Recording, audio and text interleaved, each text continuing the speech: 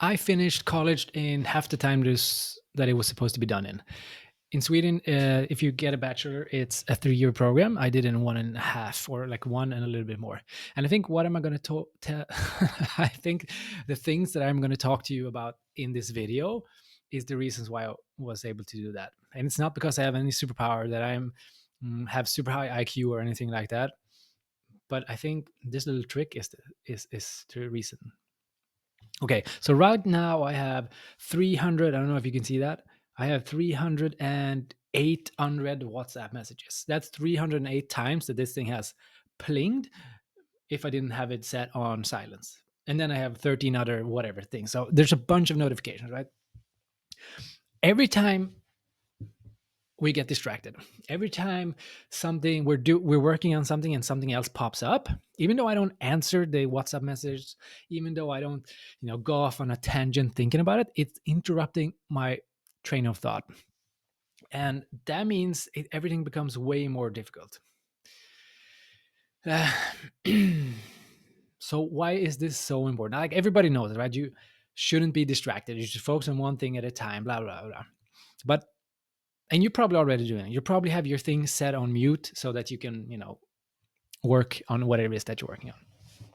But I want to give you a trick, a very powerful trick that not only removes distractions, but also builds in a incredibly powerful feedback loop. Because if you're doing something hard, it's usually tough, and sometimes you won't even get into the flow state where things feel, you feel that ease and flow, and it's just like nice. Sometimes you just have to dig in deep and do the hard thing.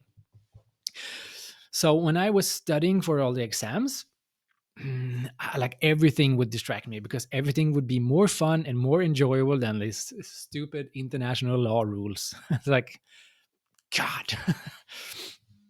But I realized that I could use the same principle that I did in the army, which meant that if I could just create a good incentive structure, if I could just create some good feedback loops, then I could probably make this work.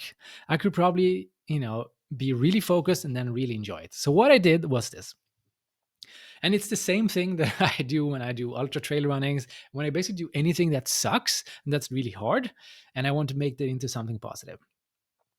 So what I did, I said to myself, okay, I'm going to do 30 minutes of focused work. Like that, that's focused. There's no distractions. There's no, like, I would have headphones, I would have earplugs, and I would just like do the thing. And then after I've done the thing for 30 minutes, I would do something that's the opposite. Maybe I'll just maybe I'll watch a YouTube show, but I would, eat something good. It just makes sure that after each set of hard work, there need to be a really good benefit to it. So you got to have like this ratio of like 3 to 1 or something like that, where you work hard or you do the thing that needs to get done. And then you have one part that is enjoyable and needs to be enjoyable. It doesn't have to make sense. It shouldn't make any sense. It needs to be something you're like looking forward to. So when I started my deep work, I was just like, okay, cool. If I do this now, I get to do that fun thing. I get to watch that show or that stupid video clip or just like relaxed or whatever. And I would isolate myself from everything else. So I would just repeat that, and I could get so many really deep work sessions done in a day that I would just outcompete my colleagues.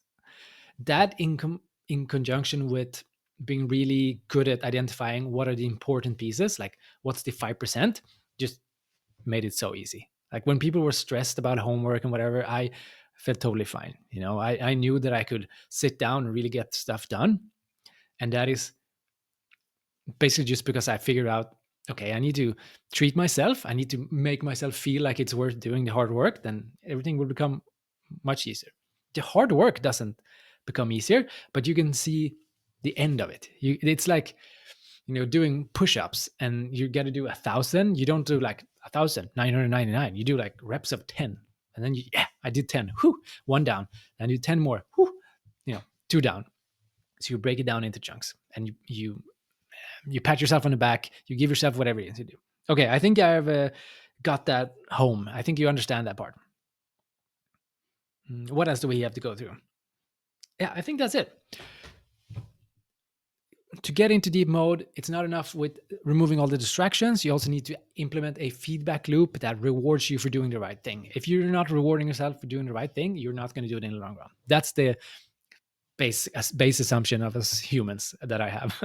So go out there, eliminate distractions, like 100% eliminate distractions, and give yourself something great when you've done it. And then just repeat, and glory shall arrive.